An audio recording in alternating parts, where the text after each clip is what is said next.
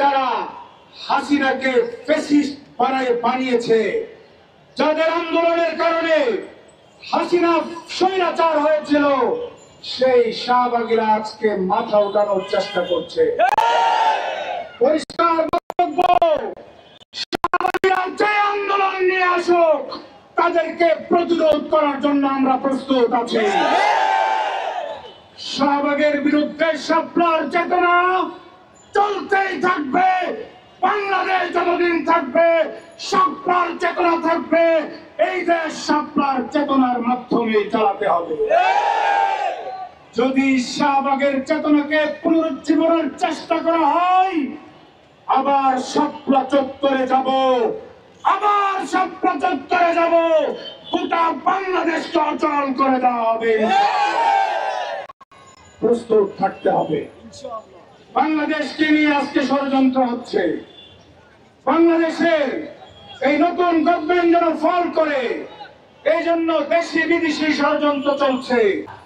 বাংলাদেশ সরকার আইন করেছে, নারী পুরুষ যদি সম্মতিতে তারা যদি দৈহিক মিলনে মিলিত হয়, এটা রাষ্ট্রের চোখে কোনো অপরাধ না। আমরা জিজ্ঞাসা করতে চাই, আপনারা ব্যভিচারকে প্রমোট করবেন আর ধর্ষণ বন্ধ করার চেষ্টা করবেন, তা হতে পারে না।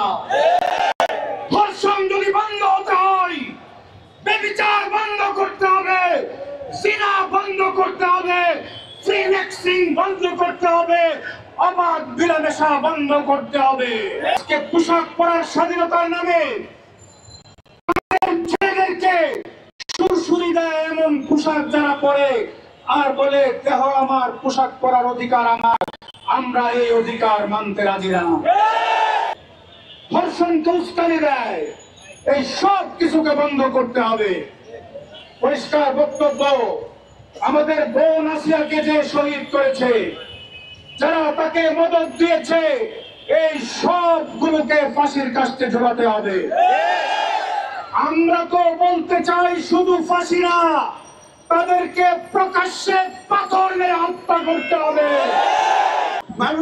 মানুষ ছবি কিছু হাইলা জানোয়ারের সঙ্গে আমরা হাসপাতালে নেমে এসেছি। কোরআন নাজিলের মাসে আমাদের দাবি একটাই, কোরআন নাজিলের মাসে ধর্ষকদের বিচার রাজপথে প্রকাশ্যে পল্টন ময়দানে করতে হবে ইনশাআল্লাহ। এই প্রচন্ড ছাত্রলীগ নেতা দেশ দর্শনের সেঞ্চুরি করেছিল, যদি তার বিচার করত, দেশ আজকে আসিয়াকে জীবন দিতে হতো না।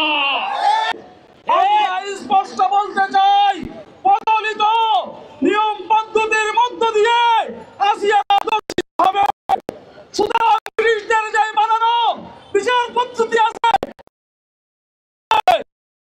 কোরআনের আইন, কোরআনের বিধান যদি প্রয়োগ হয়, তাহলে এই দেশে আর কোনো নারী দর্শিত হবে না। নারীর অধিকার বিষয়ে যে নারী সমাজের সচেতন থাকার কথা, সেই নারী সমাজ কিন্তু আজকে সচেতন না। তারা উল্টো অশালীন পোশাক আপনারা লক্ষ্য করেছেন, এবং প্রকাশ্যে ধূমপান করা এবং এই ইফটিজিংকে আরো উস্কে দেওয়ার মতো দুঃসাহস তারা দেখিয়েছে। সুতরাং নারী সমাজের সচেতন নারীদেরকেও আমি আবেদন জানাবো, তারা যেন সুন্দর পদ্ধতিতে রাষ্ট্রের কাছে আবেদন পেশ করে।